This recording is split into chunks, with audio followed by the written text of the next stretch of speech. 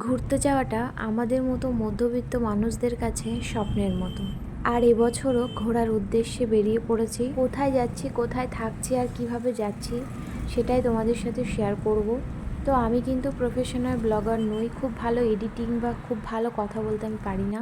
তো যেমনটা পারছি তোমাদের সাথে শেয়ার করছি। যেহেতু আমাদের খুব শর্ট টাইমে ঘুরে আসতে হবে, তো সেই কারণে আমরা যাওয়া আসাটা ফ্লাইটেই করেছিলাম।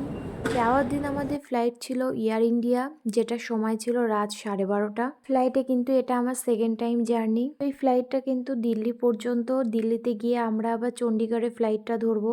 আর আমাদের এদিকে রাতের খাবারটা দিয়ে দিয়েছিল, তো সেটাই খেতে খেতে আমরা বাইরের দৃশ্যটা দেখছিলাম। আর কিছুক্ষণের মধ্যে দিল্লিতে নেমে পড়বো।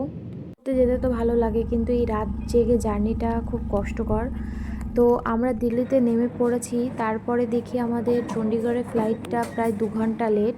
তো আমরা ওখানে ওয়েট করতে করতে তারপরে চণ্ডীগড়ে ফ্লাইটটা ধরলাম। তো তারপরে আমাদেরকে সকালে ব্রেকফাস্ট দেওয়া হলো, আর সেটাই তাড়াতাড়ি করে খেয়ে নিচ্ছিলাম, কারণ কিছুক্ষণ পরেই চণ্ডীগড়ে পৌঁছে যাব। চণ্ডীগড়ে আমরা নেমে পড়েছি, আর ব্যাগগুলো নিয়ে আমরা বাইরের দিকে যাব, কারণ আমাদের গাড়ি ওয়েট করছে। আর আমরা কিন্তু ঘুরতে এসেছি মানালিতে, তার সাথে আরও 2-3টে জায়গায় যাব। তো তোমাদের সাথে আমি ধীরে ধীরে শেয়ার করব। তো তোমরা দেখতে থাকো কি করি না করি। তো আমরা এখন এই ধাবাতে আসলাম একটু ফ্রেশ হওয়ার জন্য আর কিছু খাওয়ার জন্য। এখানে খাবার অর্ডার করেছি, দেখি কেমন হয় খাবারের টেস্টটা।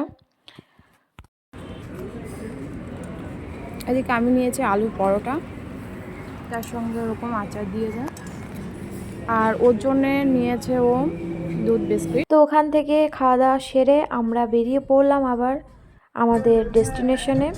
আর এদিকে প্রাকৃতিক সৌন্দর্য উপভোগ করতে করতে যাচ্ছিলাম, ভীষণ ভালো লাগছিল। হোটেলে যেতে কিন্তু আমাদের বেশ খানিকটা সময় লাগবে, তার আগে আমরা কিছু কিছু জায়গায় দাঁড়িয়ে নিচ্ছিলাম। আর চোখ মুখের অবস্থা দেখে বুঝতেই পারছো, সারাদিন স্নান করা নেই, কিচ্ছু নেই, তেমন খাওয়া নেই। তো এখানে কজন র্যাফটিং করছিল, আমরাও চেয়েছিলাম, কিন্তু আমার শরীরের অবস্থাটা এতটা খারাপ লাগছিল যে আমার ইচ্ছা করছিল না। তো সেই কারণে আমরা ওখান থেকে বেরিয়ে পড়লাম, একদম পুরো হোটেলের দিকেই যাচ্ছিলাম, আর কোথাও দাঁড়াইনি। এদিকে প্রায় সন্ধ্যা হয়ে গেছিলো, তারপরে আমরা মানালির হোটেলে পৌঁছালাম। তারপর ফ্রেশ হয়ে আমরা মানালির ম্যাল রোডটা ঘুরে দেখার জন্য বেরিয়ে পড়লাম। আর এদিকে একটা ভুট্টা কিনেছিলাম, যেটা খেতে একদম শসার মতো লাগছিল। এখানে দেখো সবাই মানালির ড্রেস পরে ছবি তুলছিল, আর এই ড্রেসগুলো ভাড়া মনে হয় 50 টাকা করে নিচ্ছিল। তো যাই হোক, বেশ ভালোই ভিড় ছিল। আর এদিকে দেখো দুর্গা মন্দিরটা কত সুন্দর, যারা মানালিতে ঘুরতে এসেছো সবাই জানো। তারপর আমরা একটু মোমো খেয়ে নিচ্ছিলাম।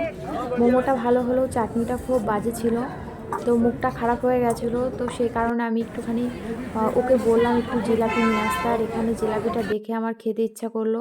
সত্যি ভীষণ ভালো টেস্ট ছিল, আসলে অবশ্যই ট্রাই করো জিলাপিটা। তারপরে আমরা হোটেলে চলে আসি, আর হোটেল থেকে আমাদের রাতের খাবারটা দিয়েছিল। খাবারের মধ্যে ছিল ভাত, রুটি, ডাল, ডিম আর একটা তরকারি।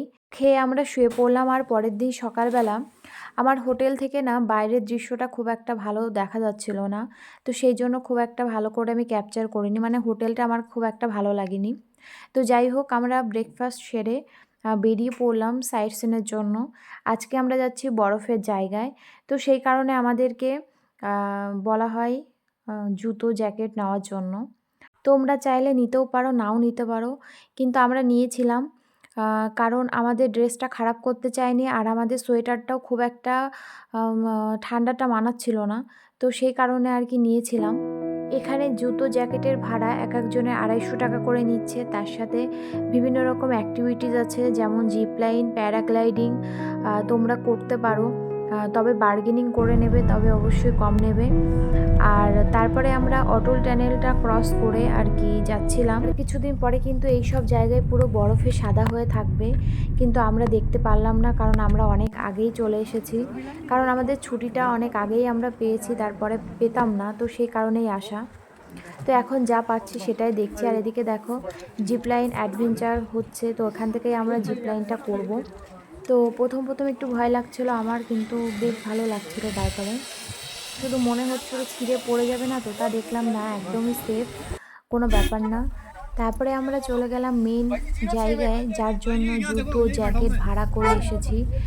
আর এখানে কিন্তু সারা বছরই বরফ থাকে। যেসব জায়গায় দেখতে পাচ্ছ বরফ নেই, ডিসেম্বরের লাস্টের দিকে আসলে পুরো সাদা হয়ে যাবে। কিন্তু আমি প্রচুর বরফ জীবনে দেখে ফেলেছি, যার জন্য আমার আর দেখার কোনো ইচ্ছা নেই। তো এখানে দেখো এই গাড়িগুলো পরপর লাইন দিয়ে দাঁড়িয়ে আছে, এই গাড়িগুলোই কিন্তু ওপরে নিয়ে যাবে। আর এই গাড়িগুলো ভাড়া কিন্তু 1000 টাকা করে। আর এই গাড়ি ছাড়া কিন্তু একদম উপরে আসা যাবে না, কারণ রাস্তা খুব খারাপ, তার জন্য এই গাড়িগুলোই দরকার। তারপরে আমরা উপরে চলে আসলাম। তো আরও উপরে মানুষ যাচ্ছে, তবে আমরা এখানে নামলাম কারণ আমার বর এই ইয়াকের পিঠে চড়বে, সাথে আমাকেও চড়াবে। এখানে এসে ইয়াক অর্থাৎ বাংলায় বলে চুমরি গায়, এটা চড়ার অভিজ্ঞতা কাছাকাছি না, এদিকে ভয়ঙ্কর সময় দেখার পালা। জাস্ট শুরু হয়েছে জার্নিটা পাহাড়ি রাস্তায়। রাস্তাটা উত্তরায় ঠিক এইরকম। আর এরা দুজন দুটো সিং নিয়ে একসাথে যাচ্ছে, কে কখন ভয়ঙ্কর অভিজ্ঞতা। তো সবাই এখন সবার মতো করে মজা করছে, আর আমরা আরও উপরে যাব। তো সেই কারণে এখন হাঁটা শুরু করব। তো দেখতে থাকো।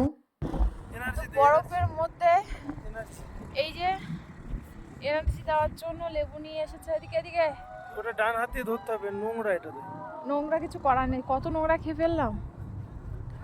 তো ঠান্ডা আর এত হাওয়া, আমার মুখ দিয়ে কিন্তু কথা বেরোচ্ছে না, মুখটুক পুরো টেনে ধরছে। মানে কি বলবো, এমনিতে আমার ঠান্ডায় ভীষণ কষ্ট হয়। তো আমরা কিন্তু ওই নিচ থেকে অনেকটা উপরে চলে এসেছি, আরও উপরে যাওয়ার জন্য আর কি হাঁটছি। তো জানি না কতটা যেতে পারবো। বর আমাকে ঠিক ঠেলে ঠেলে উপরে নিয়েই যাবে। দেখো কতটা দূরে চলে গেছে, আর আমি যেতেই পারছি না। একসাথে অনেকে ঘুরতে গেলে যে আনন্দটা পাওয়া যায়, দুজনে মিলে কিন্তু সেই আনন্দটা পাওয়া যায় না। কিন্তু কিছু করার নেই, আমরা যখন ছুটি পাবো তখন যে অন্যরা ছুটি পাবে বা অন্যরা যখন ছুটি পাবে আমরা যে পাবো, এমনটা কিন্তু হয় না। তো সেই কারণে কিন্তু আমরা যতবার ঘুরতে গেছি দুজনেই ঘুরতে গেছি। মারাত্মক লেভেলের ঠান্ডা, আর পারছি না, হাতের অবস্থা ভীষণ বাজে। হ্যান্ড গ্লাভস পরে ফোন ধরতে পারছি না।